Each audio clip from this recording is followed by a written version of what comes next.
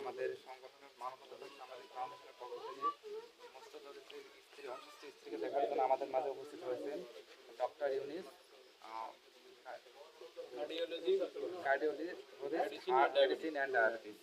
তো উনি রোগী দেখা সম্পন্ন করেছেন ইতিমধ্যে। এখন আমাদের সংগঠনের পক্ষ থেকে এই রোগীর পরিবারকে আর্থিকভাবে সহায়তা করা হচ্ছে। তো